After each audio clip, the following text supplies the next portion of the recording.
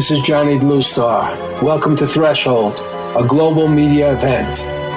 Is the universe just a random dance of atoms, or is it a manifestation of a supremely intelligent architect?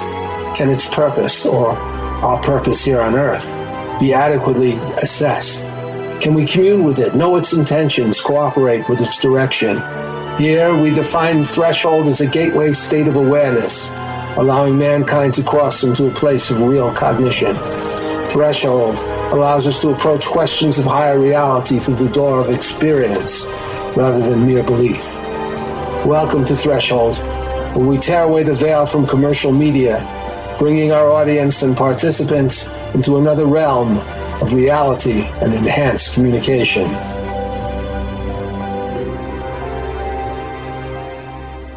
Welcome back to Threshold. My name is Johnny Bluestar, and I'm with my good friend, Rod Tyler. Rod and I work together particularly on musical projects, although we met because Rod is into advertising and marketing, and I happen to be into freelance writing, and I did some copywriting and press releases with him. And so we've gotten together, and we found ourselves often talking about the kind of things that actually we try to present to people on Threshold. How are you doing, Rod? Hello, Johnny. I'm doing great. Thank you for having me in your show. I feel really excited about this. I mean, we already did one show, but that was great. Yeah. But that particular show, which was about health, was very focused. And now we're going to diffuse our focus and talk about the state of the world. We're going to talk about the kind of broad outlook that Threshold is trying to encompass in different types of programs. If you listen to I'm talking to the viewers out there, if you listen to the intro, you realize that we are actually saying something about reality.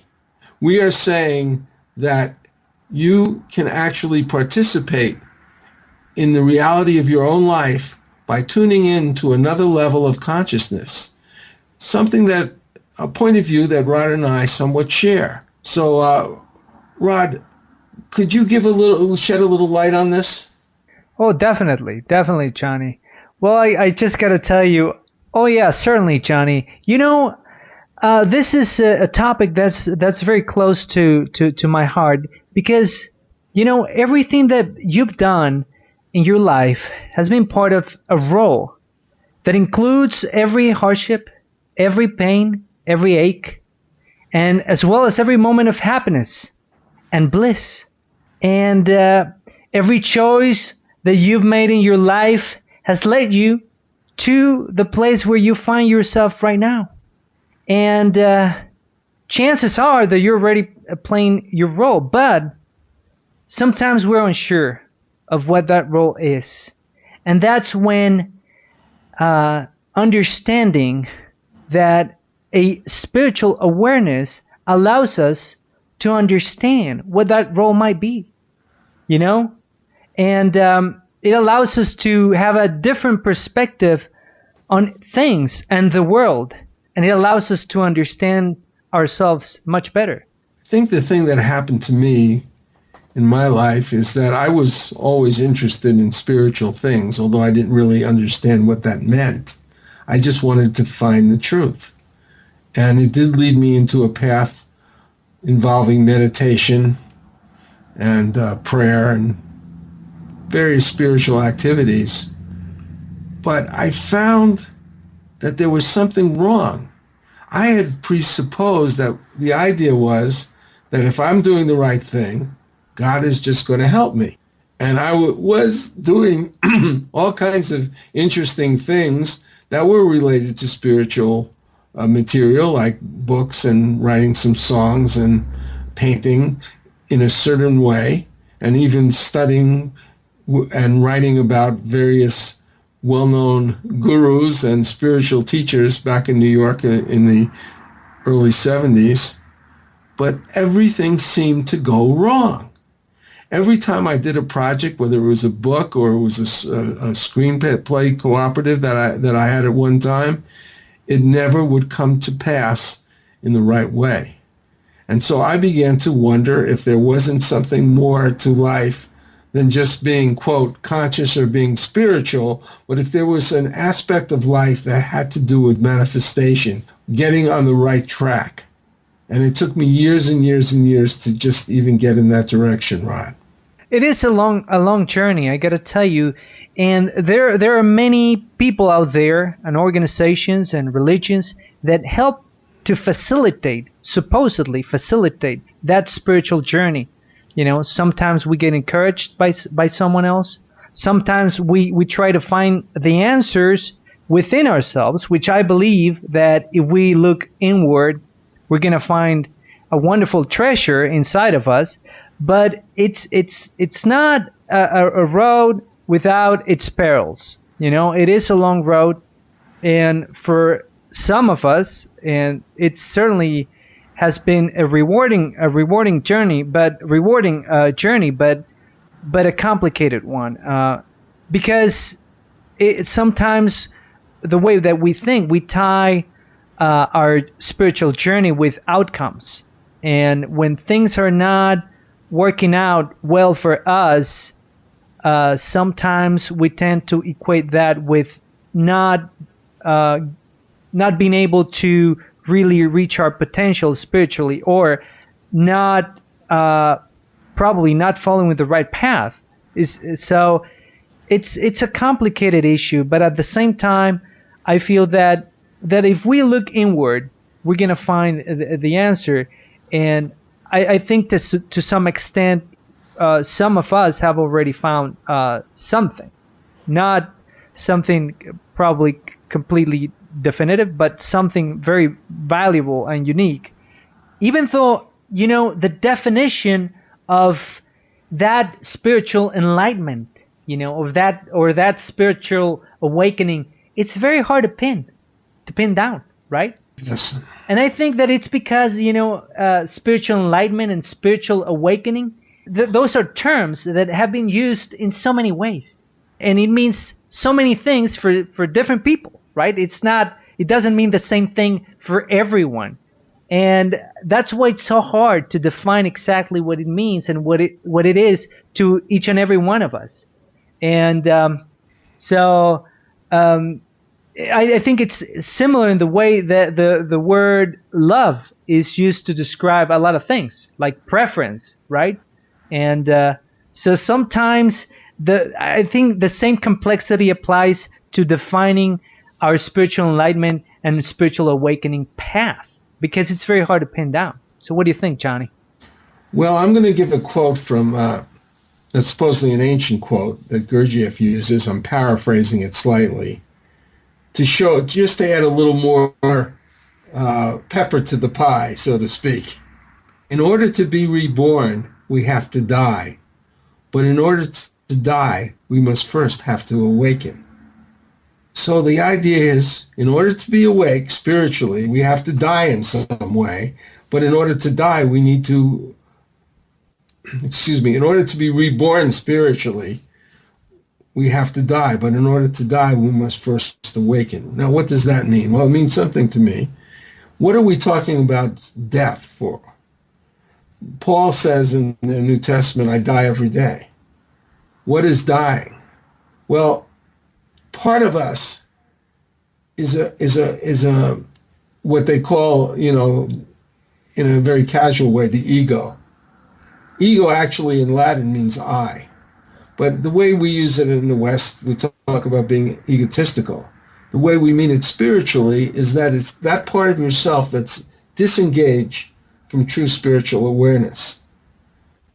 Now, true spiritual awareness does include your personality, but it is a more purified aspect of your personality than ego, which is separate from spiritual awareness. It's a very complicated issue, but in a certain sense, when we really start to experience spiritual awareness, we're not taking that egotistical aspect of ourselves with us so much. So, and in order to prepare ourselves, it's very helpful to start observing ourselves, start being awake to our lives, our senses, our breathing, the way our body feels, the sounds around us. In other words, in order to awaken, it's sometimes better to be actually more sensitive to our physical bodies and our physical senses. So I'm bringing another aspect to it into this, Rod, which is that in order for us to truly awaken to ourselves, to our spiritual selves, we have to prepare to let go of some level of personality that's separate. Yes, I definitely agree with that, because spiritual enlightenment allows us to separate ourselves from that, the mind of the ego. So at the end, there's no trace of that ego mind, right? Or egoic mind, right? Yeah, theoretically, there is. Theoretically, right? That would be. I don't think there's anything completely easy about this, or that you can completely just say 1, 2, 3. This is the formula. Stephanie Slevin, who we recently presented in a special Threshold show called The Galaxy of Song, has graciously offered us some of her original songs for this program. This next song, called Beside You, embodies some of the comfort involved in communing with the awesome spiritual level that we have within ourselves. Everywhere the summer goes, everywhere the wind it blows, and to all who do not know, the Lord He stands beside you. 'Cause everywhere the flower reigns, everywhere that feels the pains, everywhere that leaves its stains, the Lord He stands beside you. And everywhere a path to Him, for all are one, we are His kin. And if you knock, He'll let you in, for the Lord He stands beside you. Yes, everywhere you do of roam, even if you're far from home, you will never be alone, for the Lord He stands beside you. Yes, everywhere the winter goes, everywhere the tree that grows, and to all who want to know, the Lord He stands beside you. Yes, the Lord He stands beside you.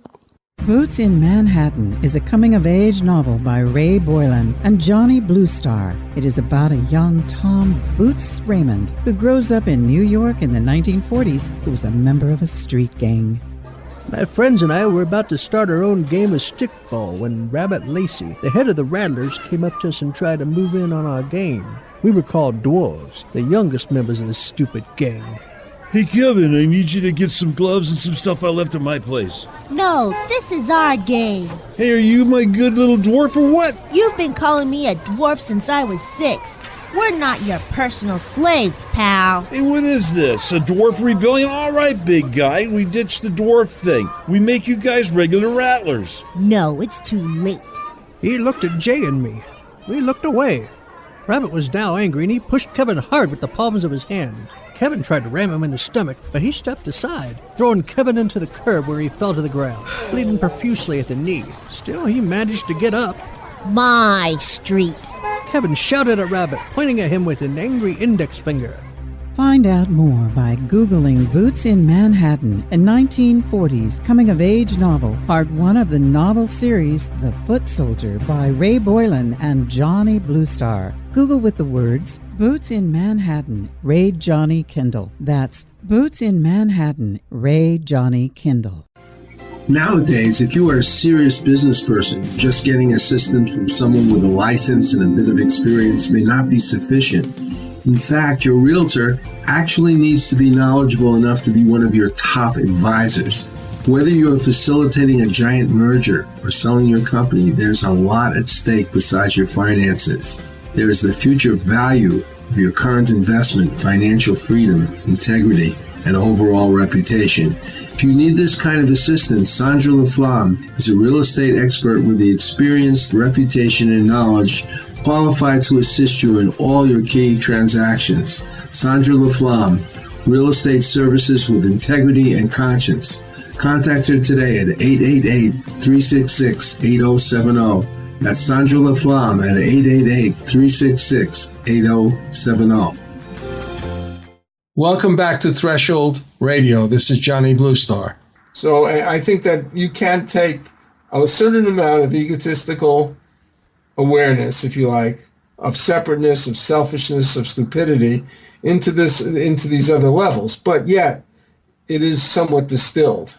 And on the higher levels, it is entirely gone. And I know that you're probably speaking about those very high levels.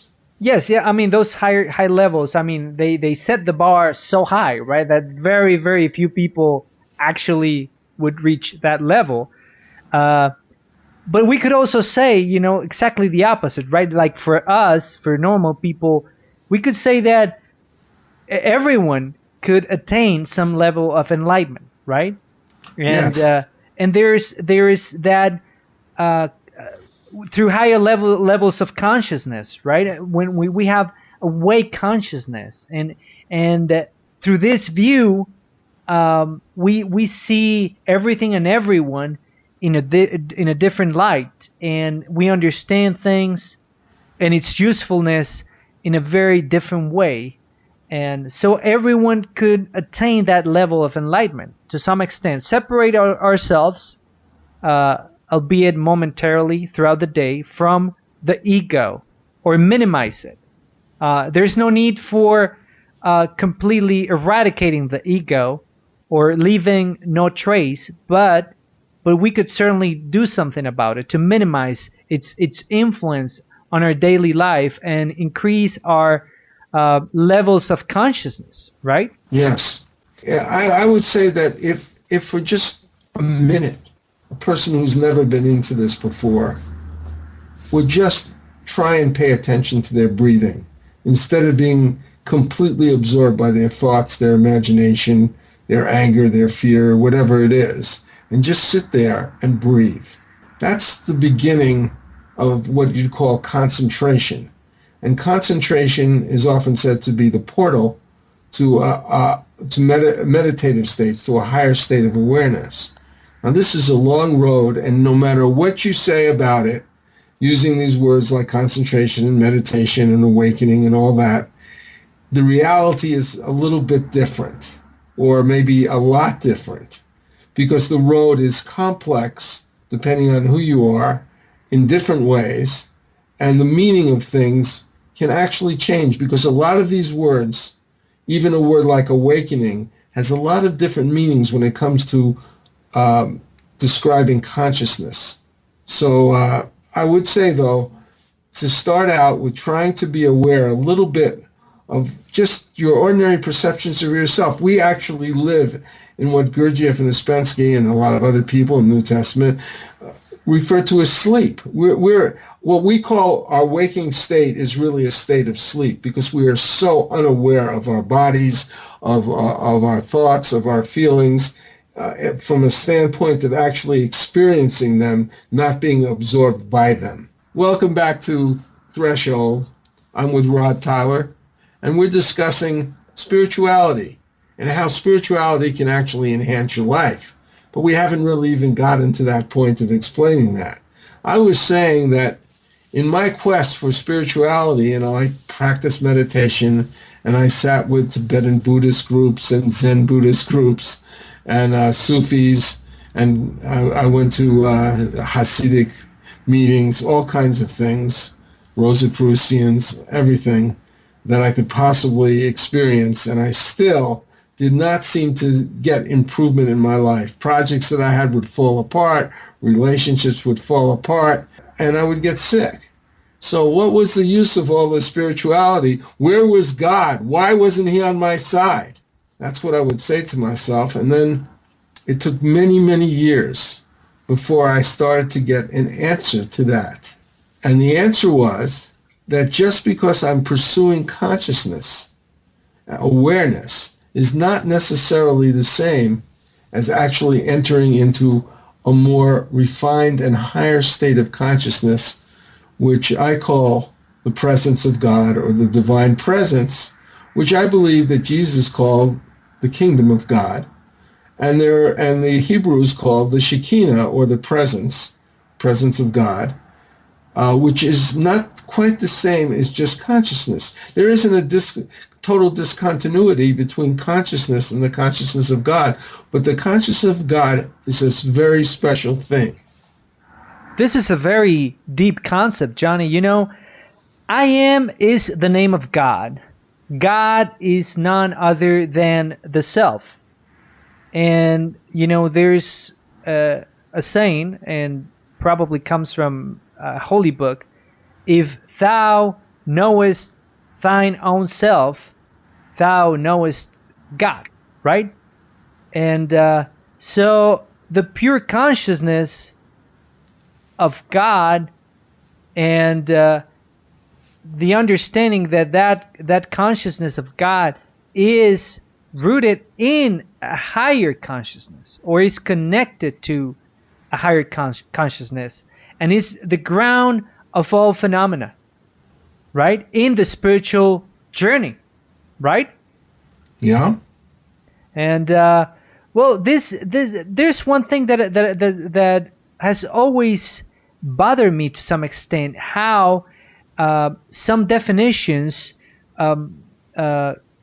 put the concept of God as a separate superior being that exists in some other realm, right? And that is overlooking us, you know, and judging us according to our need. But what you're saying, it's not that. I mean, the idea that God is in each and every one of us, and that we can attain or connect to that presence, what you call the Shekinah, right? The presence of God, and experience the light of that consciousness that shines in every person. We're going to take a break now, and we'll be right back.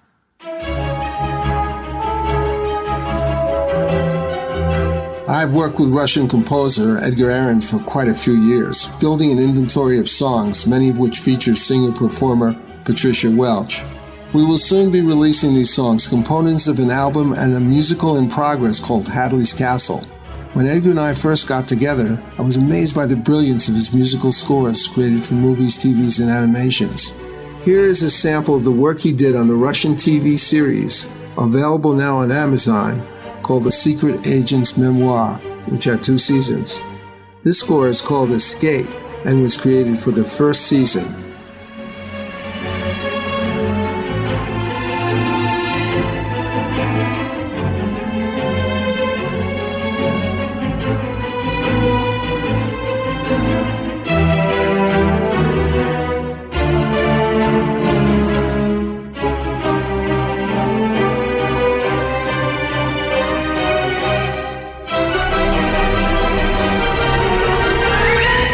I am very pleased to say that Bridge of Light Productions, a division of New Galaxy Enterprises, is proud to be the contact point for television and film companies seeking information about this amazing composer's work. If you're in the entertainment business and wish to know more, contact me at johnnybluestar@gmail.com. That's johnnybluestar@gmail.com.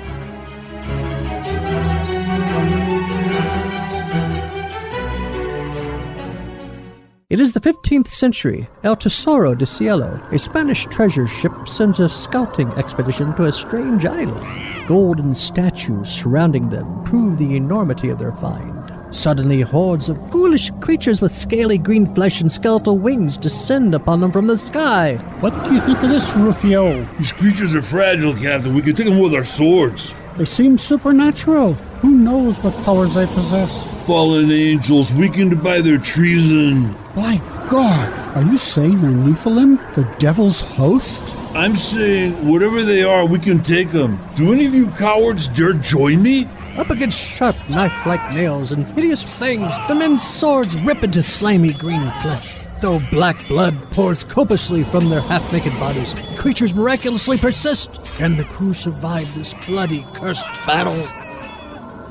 Find out more by Googling The Thrice Born, a new sci-fi supernatural novel by Carlos Lopez Avery and Johnny Bluestar. Google with the words Carlos Johnny Kendall, The Thrice Born. That's Carlos Johnny Kendall, The Thrice Born. New Galaxy Enterprises is a media company specializing in wide-ranging content like novels, nonfiction books, screenplays, commercial advertising, web content, etc. One of our most esteemed providers is illustrator Robert W. Zalo. I work on all my most important projects like book covers, logos, web design elements with Robert. As an illustrator, he worked on the Ignatz-nominated comic book, The Expert's Guide to Killing Things That Go Bump in the Night. His skills encompass advertising, magazine illustrations, gaming, comic books, TV production, and scenic painting. His clients include Comcast, Adelphia, Haven Talent, ForceWorks, High Octane Theater, Star Creative Advertising. If you wish to contact Robert, go to JohnnyBlueStar.com and let me know. That's JohnnyBlueStar.com. For artist, illustrator Robert Zalo, an essential component of all the work we do. Maybe he can help you too. Welcome back to Threshold Radio. This is Johnny Bluestar.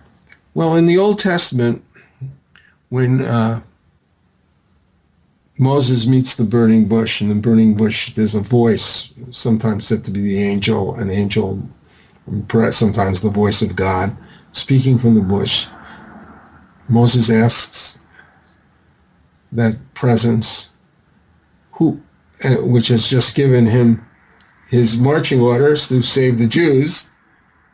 He says, well, what shall I call you? Who shall I say sent you? And the voice says, Ani, Ani, I am that I am. Which is very funny. I mean, it's a peculiar thing. Who sent you, Moses? Well, I sent myself. Is that what it means? I am that I am? What does that mean? It's kind of a paradox of thinking that is embedded in both the Old and New Testament. And one of the things that can easily be misunderstood, and this is where the ego can be very pernicious and also lead to a form of psychosis, is that God is not the ordinary human ego. It's a component of the self, of human consciousness that actually is like a drop in the ocean of the I-ness of God. So experiencing the soul is, as Carl Jung, the psychiatrist, said, it's kind of an expansive feeling. It's a feeling of being connected to something that's broader and more powerful than yourself. I like to say that when Adam and Eve supposedly fell and had to leave the garden, in a way they were leaving the presence of God. They were leaving a sense of themselves and moving into a world of pure ego, pure egotism, selfishness, and separation from God. So we're talking about very subtle things here, but yet we are also talking about very practical things that can be a big help. Oh, no doubt. And I believe that we do not have to perceive the world entirely through this mindset to start making changes. But if we perceive things from the perspective that everything that we know, it is a construct of this consciousness, then everything changes, right? Yes, I think we have to go into a spiritual search sometimes, pretty much without too much information or experience, but just a desire to know things. And to know things, we may have to assume something. like that there is an intelligence behind the universe and that we can connect with it, even if we experience nothing like that. You know, if we see the world through that lens, and we have this shift, everything we do is no longer determined by what we have or what we do in this material world, because we have created our own perception of the world. We have determined the things of value, but we have this great power, this great source. And then if we are able to connect to that source and see through the Shekinah, then we are completely free to see the world completely differently. I agree, and but for me, it's been a long, long journey. And when I began to think of doing a program like this, I realized there are people listening who are completely not on this journey, do not want to be on this journey. Others who say, well, maybe there is a journey, but I'm not sure if there is, and I don't know if I want to waste my time on it. Other people say, well, I really would like to know the truth, but this sounds pretty hard. And other people say, I want to jump on board. My own feeling is that if we don't, as a collective human species, start jumping on board of our own spiritual awareness, that treasure that's inside of ourselves, we are headed for some real serious problems. And we're in the middle of some many, many serious problems. And I think that the reason that we're in these spiritual problems, these problems that are related to the absence of spiritual awareness, is because we're engrossed as a race, not individually, but as a race of human beings. We're very selfish. We're very selfish. We're very egotistical. We are not participating in that divine presence, which really unites all people theoretically. Oh, definitely, definitely, and we need a shift in consciousness in order to solve all of these problems. Because remember what Albert Einstein used to say, that no problem can be solved from the same consciousness that created it. We have all these problems, and it is that lower consciousness, if we can call it consciousness, because I would call it being asleep, right? Yes, it's a form of sleep, and the problem is if you're asleep and someone says in the way that we're using the term, and they say you're asleep, they'll say, no, I'm awake. I mean, are you kidding me? What's wrong? How could it? You'd have to, in order to embark on this journey, you have to feel like there's something missing. And you're willing to understand that maybe your sleeping state is not really being awake. And maybe there's something to awaken to that's really, really important. We're going to take a short break now and be right back. We're back. I'm glad to be speaking with Rod Tyler, a close friend of mine.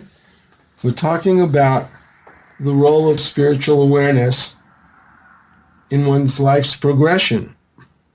And one of the aspects of it is that we are distinguishing between ordinary consciousness and what we're talking about as the Shekinah, or the presence of God, the kingdom of God, and other ways of speaking about this particular kind of awareness. Now, one of my favorite sayings is, seek ye first the kingdom of God and its righteousness, and all else will be granted unto you.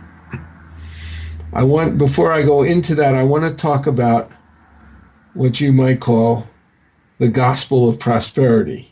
Ever hear that term, Rod? Oh, definitely, I have. It's a very popular movement, I would say, and throughout the country and throughout the world, that has radically changed the understanding of what manifesting here on this earth, your dreams and desires, actually means. Yes, I think the most popular, widespread explosion of this idea, which has many precedents, would be The Secret, a film and actually a book that purports that if you imagine what you want and, keep visualizing it and repeating what you want to yourself as an affirmation and thinking about it and actually trying to make it happen within yourself, it will happen. Now, I think that there is something to this idea and some of these practices, but I am also a critic of them. Because, not all of them, but because some of them really leave some critical things out. Because again, what I was trying to say in the first part of this program is that the whole point is to experience that part of yourself, that part of I that's connected to the divine awareness. And so when it says, seek ye first the kingdom of God, if that kingdom of God term means divine awareness and its righteousness, then all else will be granted unto you. Well, what does that mean? And its righteousness. One aspect, one quality of this experience of the Shekinah is the goodness of it. In Platonic dialogues, they talk about God as agathos, the good. This is an altogether wonderful experience. And sort of like you think, allegorically, walking in the garden with God, as Adam and Eve did in that story. If one's time has arrived to pursue the path, even if one does not recognize it completely, there can be a kind of furious reactivity to one's actions, and unexpected darkness can be around the corner if one isn't careful. Let's listen to Stephanie Slevin's What Goes Round.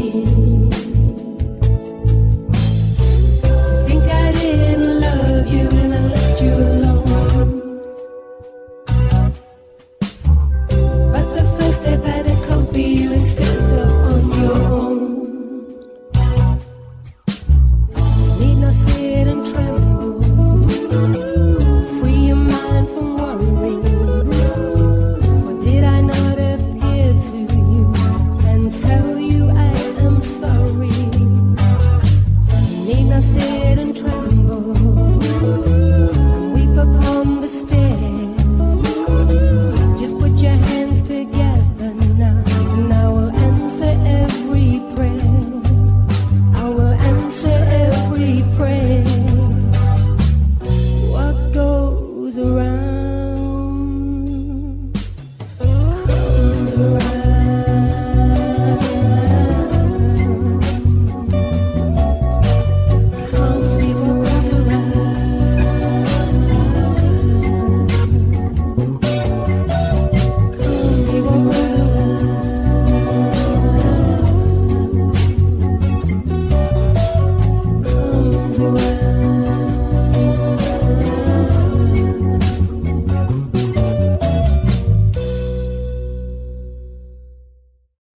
following is from West Side Warrior, the memoir of Ray Boylan, a Korean War veteran and crime fighter. He was there fighting in the world's coldest battlefield when the Chinese communists invaded.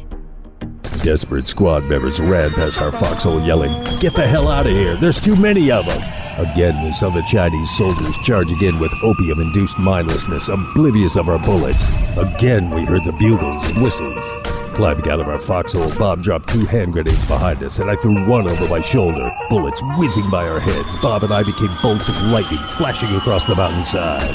Like a hideous film, desperate scenes like this played out on the Tokong Pass for 3 days. Sometimes I played in the scene. Sometimes I could only watch and wonder if it were real, or if I'd be suddenly jolted out of my trance by an RKO usher saying, "Hey, did you kids sneak in here?" To acquire this book, Google westsidewarrior.boylan.kindle. Boylan is spelled Boylan. That's West Side Warrior, Boylan, Kindle.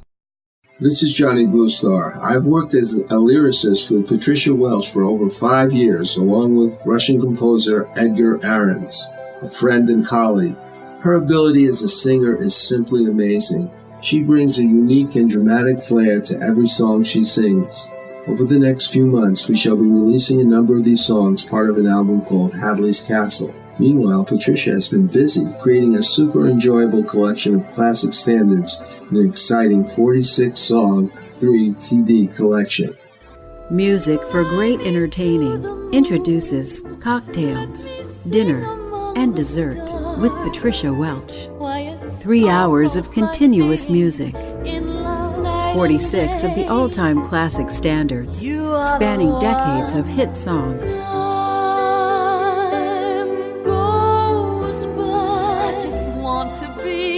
Going to a friend's home for dinner? Cocktails, Dinner, and Dessert with Patricia also makes the perfect hostess gift. This 3-CD compilation is the perfect background music that sets just the right mood for any dinner party. I'm crazy for feeling so lonely. There was a boy, a very strange, enchanted boy. To purchase this album, just go to patriciawelch.com/CD. That is patriciawelch.com/CD. You won't be disappointed. Welcome back to Threshold Radio. This is Johnny Bluestar. So what I'm saying is that there is a form of awareness inside of us. It's all good, and it will grant unto us those things that we desire. Now let's get into what that might mean. It does not mean anything that we in our lower consciousness state want. Because the capacity for human beings to want things, whether it's a limousine or a nice girl or it's a diamond ring, is infinite. We can want everything. Human beings are capable of wanting everything and trying to get it by doing almost anything to their so-called brothers and sisters, including murdering them, kidnapping them, whatever. All kinds of terrible things are done in the name of desire. So what we're talking about is a desire or a wish that's coming from our deeper self, from our connected self. The word desire in Spanish and other languages, de is of, and sire means, father. In other words, it's a wish that we have that's of the Father, and that's what will be granted unto us. So there's the hope that if we can reach out to this presence, we will have the wishes and desires that really will lead us to a manifestation that's really valuable and important for us. Oh, definitely, Johnny. You know, and what's so important about this is that it is not only possible to attain all these dreams and aspirations through that connection with that higher consciousness, with the Shekinah, but it's also possible to change your desires. So your desires come and emanate from your true self. And I think it's important to make the distinction between what you're saying and what you said a few minutes ago about The Secret, because what The Secret teaches is that manifestation is that you do not create reality by what you think, but by what you feel, right? And that through those feelings and visualizations, you attract the things that you want into your life, right? Yes. And the problem with that is that probably a lot of us, if we're not connected to the Shekinah, to that higher level, a lot of those desires come from our lower level, from our ego, right? So then we choose to believe in something, that we want something, and then we want to believe that we have the power to manifest it. And we say, oh, we have the power to manifest anything that my heart desires. But there's a problem with that.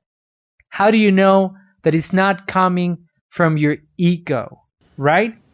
Right. And then we say, oh, well, it must not be coming from my ego, because let's say I want joy and abundance and I want to be successful. How can that be coming from my ego? But I got to tell you, a lot of that, it's a dangerous path, and that's where it gets murky.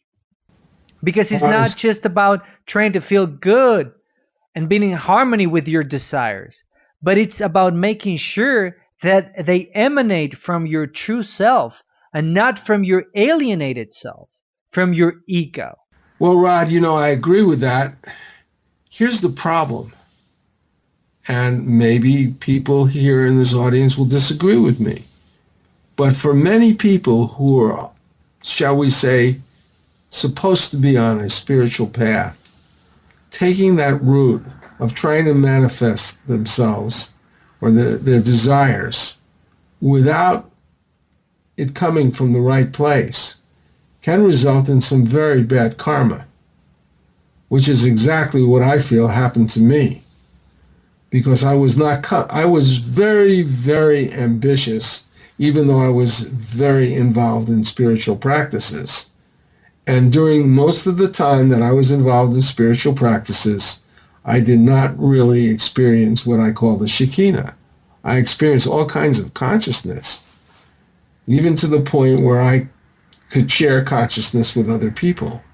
We could share consciousness together. There's all kinds of possibilities out there for consciousness, but that's not the same as the Shekinah. And manifesting things without God is sort of like what you might call a kind of magic. Not high magic, which is possibly a way for talking about true manifestation. Depends on who and why you're talking that way. But lower magic. It's where you're trying to create something. You have become God, and you're going to create it without sharing in that divine presence, which is, to me, at this point in my life, a really big no-no.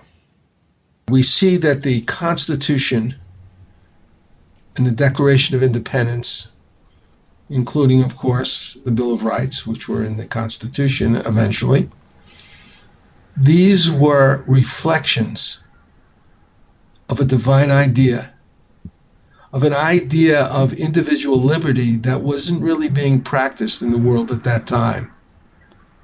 Even though there are limitations to the Constitution in terms of the actual application, over centuries, the ability of people to vote and to participate in equal justice expanded and expanded and expanded. And I think so you could say that the founders planted a seed of liberty that expanded and grew into a flowering tree of truth and freedom for American citizens. But then there came a point where all this drew rapidly to a halt. Because for some reason, in some way, certain people who had a lot of ability to create wealth and to spend wealth became in control of the instrumentality of government in this country and, in fact, all over the world. So, in a certain sense, we can say that the original idea of the Founding Fathers came to fruition, but now, at some point, the fruit of that tree is turning rotten. And so, when I look at the idea of manifestation, I don't just look at the idea of, oh, I want a nice Cadillac, or I want a home in the Hamptons or in Beverly Hills. I am looking at the fulfillment of a vision, of an imagination that's larger than the entire universe, and that's the imagination of God and God's goodness, his righteousness, and the righteousness of his kingdom, which I do believe the Founding Fathers' ideal of democracy was aligned with. They were aligned with the concept of self-empowerment, of a nation of people who were created in God's image, which means that they were empowered themselves, reasonable enough and powerful enough as expressions of God's will to be able to create a great and wonderful democracy and a society. And this has been unfortunately lost. And we need to not only realign ourselves with the imagination of God in terms of our personal life, but also in terms of our country, and also in terms of our planet. I totally agree with what you're saying. And you know, if we go back to the Declaration of Independence, we can see what they were thinking. What was the thinking of the framers of the Constitution? You know, in the Declaration of Independence, we read, "Winning the course of human events, it becomes necessary for one people to dissolve the political bands which have connected them with another, and to assume among the powers of the earth the separate and equal station to which the laws of nature and of nature's God entitles them."